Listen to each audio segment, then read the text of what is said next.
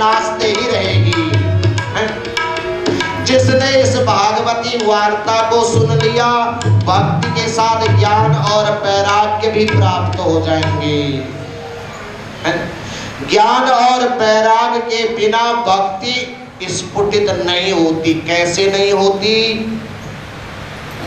जीव जब शमशान में जाता है ना, कभी शव यात्रा में बहुत बार मैं गया, जब अंदर जाते हैं ना द्वार के, अरे कुछ नहीं है भाई, संसार में कुछ नहीं बचा, कोई किसी का नहीं है, कोई बंधु नहीं भाई, न बंधुर न भ्राता न माता न पितृ।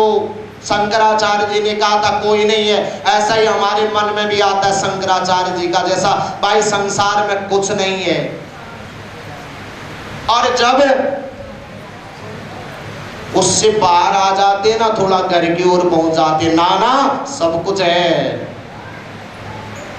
कोई कथा कर रहे थे, उन्होंने कहा देखिए माता पिता बंधु भाता कोई कुछ नहीं होता। दूसरे माता ने रोक दिया, क्यों नहीं होता, तेरे तो सब कुछ है। भक्ति दृढ़ तब होती है जब ज्ञान और वैराग्य के साथ प्राप्त हो जाए। सनकादिक ऋषि कह रहे हैं, नारद जी एक इतिहास तुम्हें सुनाऊं।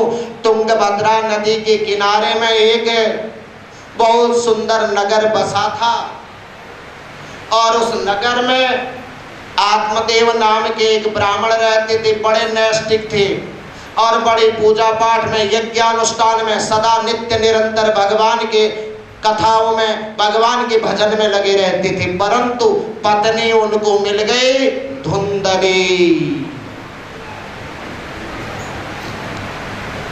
जो स्वकीयमेव कर्मों को धूसरित कर देता है उसी को धुंधली कहते। कोई स्त्री का रूप नहीं है धुंधली। ये जितनी कथा भागवत में आती है ना, ये रास रूप से गूढ़ार्थक होता है, इसका सब गूढ़ अर्थ निकलता है। आत्मदेव का तात्पर्य है आत्मम जानाति सह आत्मेव देवः सह। आत्मदेव जो आत्मा को जान करके आत्मा को परमात्मा में मिलाने का काम करता है, उसी को आत्मदेव कहते हैं। अभी अपनी आत्मा का जानकार होते हुए आत्मा को परमात्मा मिलाने का काम करता है, वही आत्मा आत्मदेव है। और धुंधली कौन है? स्वकीमेव कर्मेण दोलितम करोति, अपने कर्मों को दोषरित करती है, वही धुंधली है। उन ब्राह्मण की पत्नी धुंधली वे बहुत समय तक साथ में रहते रहे। एक दिन आत्मदेव बड़े दुखी हो गए। क्यों? कहा शास्त्रों में क्या कहा गया है? अपुत्रस्य गृहं शून्यम दिशा शून्यम च बंधवात्। कहा जिस घर में पुत्र नहीं होता ना, वह पुत्र घर शून्य के समान है।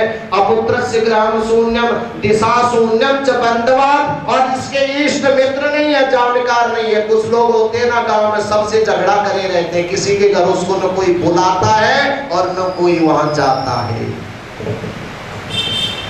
और कुछ होते हैं सबसे मित्रता रखते हैं, सभी उसको बुलाते हैं और सभी उससे प्रेम करते हैं।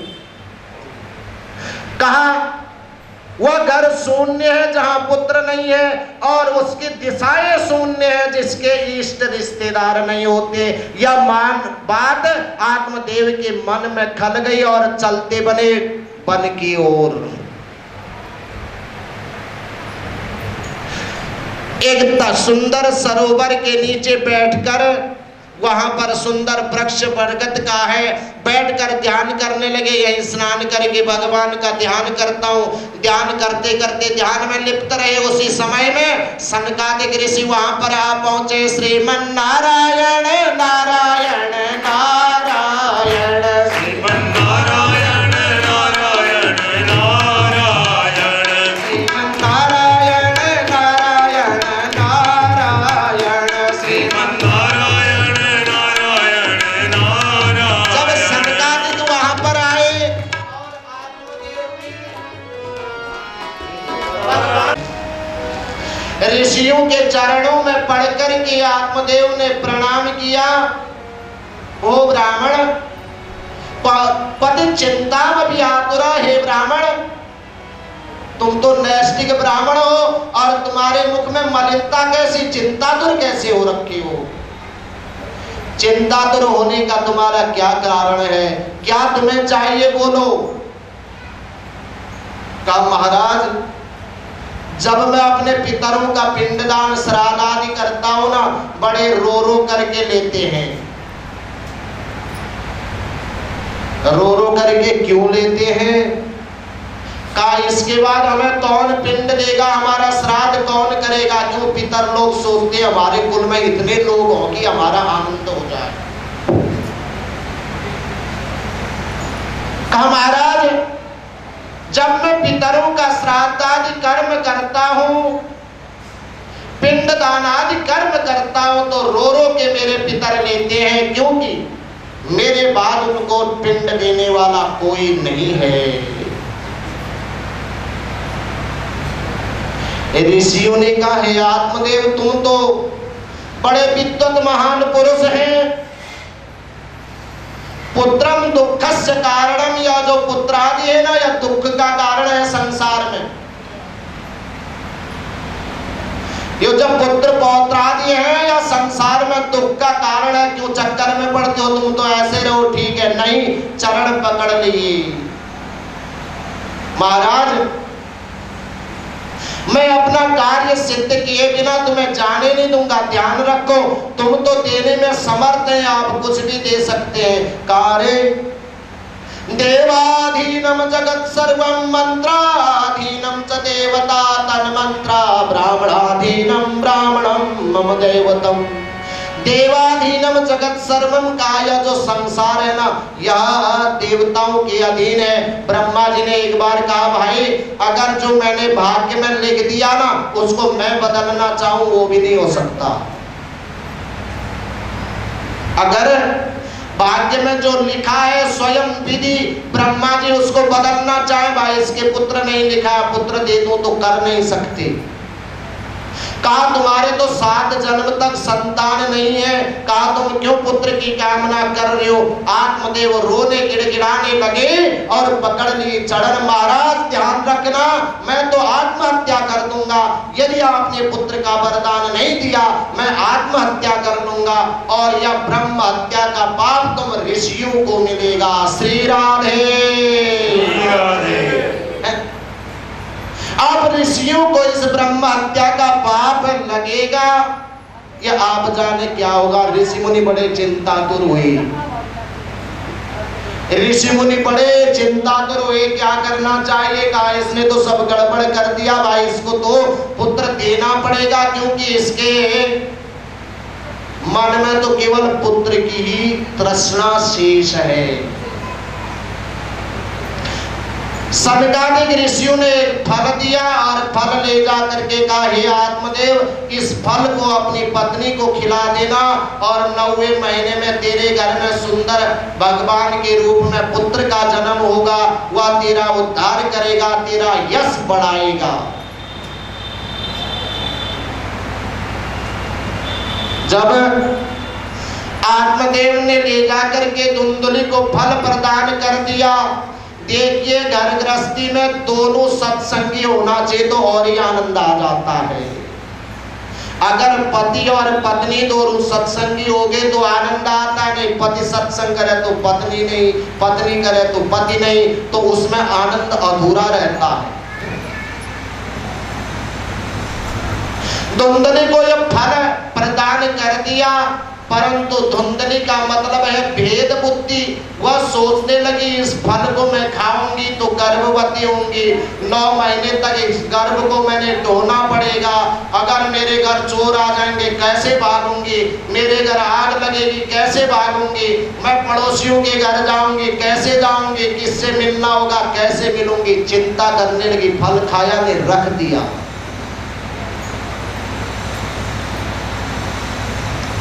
इतने में धुंधुल की बहन आई, कहा बहन चिंता का क्या कारण है, क्यों चिंतित हो रही? कहा बहन सब गड़बड़ होगी, तेरे जीजा है ना एक फल रहे हैं, कहा यह फल खा करके धुंधली गर्भवती होगी और इसका पुत्र होगा। कहा मैं तो बड़ी परेशान हूँ। कहा जब मेरा बच्चा होगा ना तब मेरे घर में ननदें आएंगी और सारा माल खजाना लेके निकल लेंगे और मैं यहाँ देखते रह जाऊंगी। यह काम मैं नहीं कर सकती। स्त्रिया चरित्रम पुरुषस्य भाग्यम देवो न जानाति कुतो मनुष्यः।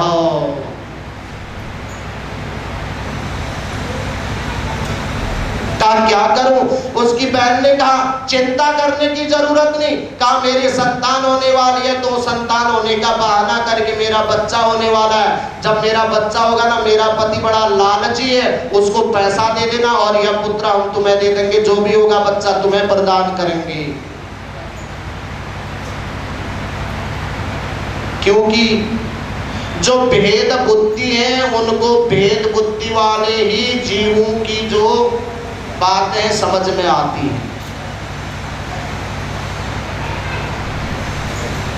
कहा मैं अपना पुत्र तुझे दे दूंगी, चिंता छोड़ दे। धुंधली बड़ी प्रसन्न हुई। कहा इसका क्या करूं, ये फल है इसको कहाँ डालूं, कहीं कुछ गड़बड़ हो गई तो।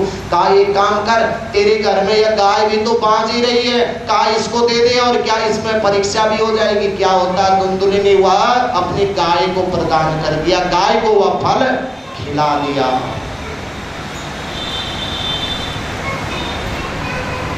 जब गाय को वह फल प्रदान किया, गाय ने वह फल खाया और कहने लगी महाराज मैंने अपने पति से कहने लगी मैंने फल खाया और मेरे तो गर्भ है और जाकर के हमारी संतान होने वाली, सारा ढिढोरा पिछवा दिया और संतान होने का बहाना करने लगी। घर से बाहर नहीं जाना, मैंने काम नहीं करना।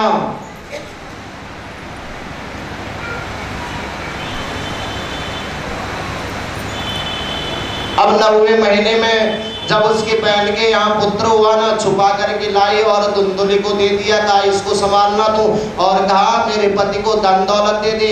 धुंधली ने उसके पति को धन दौलत लेके वो तो चले गए और धुंधली ने आत्मदेव से कहा हमारे घर पुत्र प्राप्त हो रहा है, श्री राधे। और सारे तरफ फैला दिया कि पुत्र प्राप्त हो रखा है। अगर बुद्धि भेद है तो पुत्र भी भेद युक्त होगा। दोषीनो मात्र दोषेण पितृ दोषेण मूर्खता। किसी का बच्चा गड़बड़ करता है ना, दोषी लो, दोषी लो। भागवत कहता, मैं नहीं कह रहा हूं। दोषी लो मात्र दोषेण पितृ दोषेण मूर्खता। कार्पण्य वंश दोषेण स्वदोषेण दरिद्रता। माता के दोष के कारण संतान दोषीलवान होती है। पितृ दोषेण मूर्खता, और पिता के दोष के कारण मूर्खता, ज्ञान और बुद्धि। जब पिता विद्वान होता है तो कहते बेटा भी विद्वान होगा भाई। माता के दोष के कारण दोषील होते हैं, पिता के दोष के कारण मूर्ख होते हैं। कार्पण्य वंश दोषेण, जो बहुत कंजूस होते हैं ना, कंजूस कंदर्प, वह कंदर्य होते हैं वंश के दोष के कारण, अपने कुल के दोष के कारण। और स्वदोषेण दरिद्रता, जो दरिद्र होते हैं वह अपने दोष से होते हैं, अपने कर्मों के दोष से होते हैं।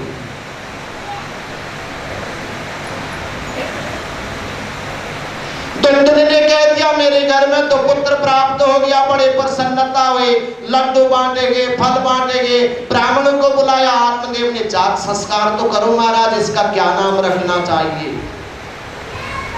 कहा इसके बारे में गणना तो करो। जब गणना करेगी ने कहा धुंधकारी दिनामतः। धुंधली ने भेद बुद्धि के द्वारा इसको जन्म दिया, इसका नाम धुंधकारी रखा जाएगा। और ध्यान रखना इसकी मृत्यु सुधरनी नहीं, मृत्यु बिगड़नी है।